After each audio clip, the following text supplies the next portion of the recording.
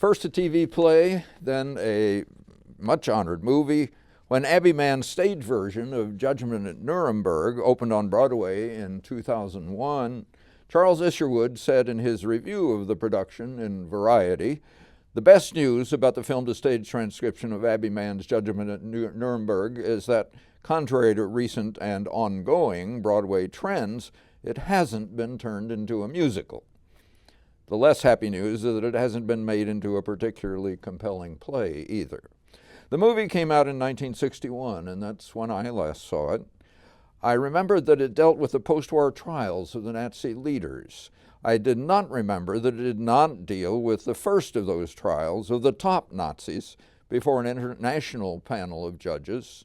Rather, playwright Mann's script deals with a later trial of several German judges for miscarriages of justice that condemned innocent people to prison and death.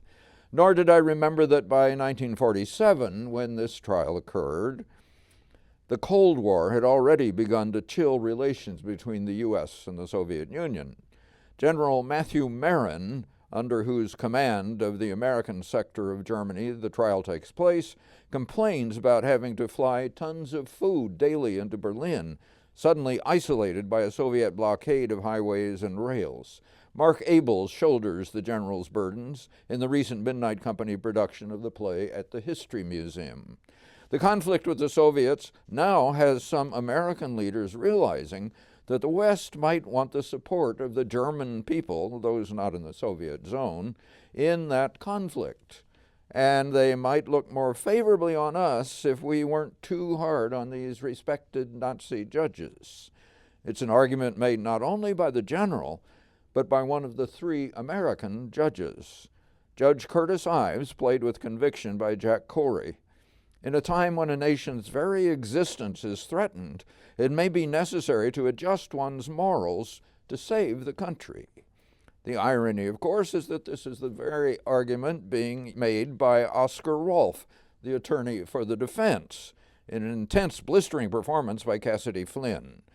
Germany's very existence was threatened by the economic chaos of the Depression, by the aggressive Soviet Union and internal communists, and by inferior non-Aryans, Jews, gypsies, the mentally deficient, debasing the population.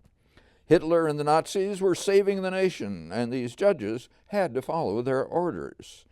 It's an argument that reappears in another play Jerry will review a little later. The presiding judge, Dan Haywood, is not persuaded. He's just a simple, not really, country judge from North Carolina, and Joe Hanrahan played him with just the right amount of folksiness, morality, honor, and, when needed, a touch of sternness.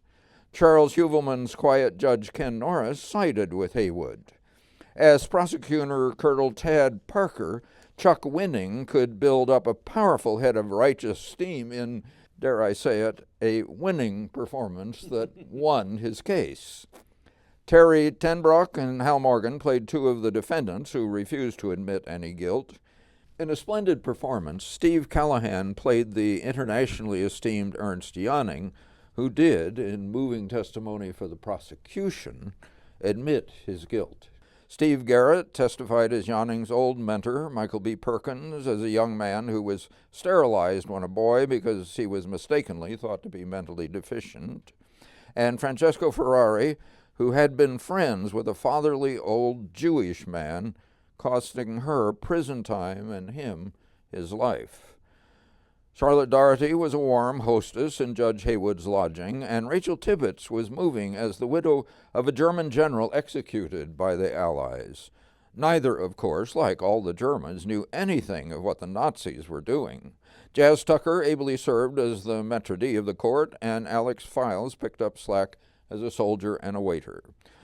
Jonah Sheckler's set of the courtroom commanded the stage, with side stages for other of the 22 scenes, allowing director Ellie Schwetty to keep things moving reasonably well and with clarity, aided by Bess Moynihan's lighting, Michael B. Perkins' video, Schwetty's sound design, and Sarah Porter's costumes. Pamela Reckkamp coached the uniformly spoken dialect, though I wish the Germans had eased up on it a little once it was established. Judgment at Nuremberg tells a fascinating story, but I agree with Christopher Isherwood that it works better as a movie than as a play.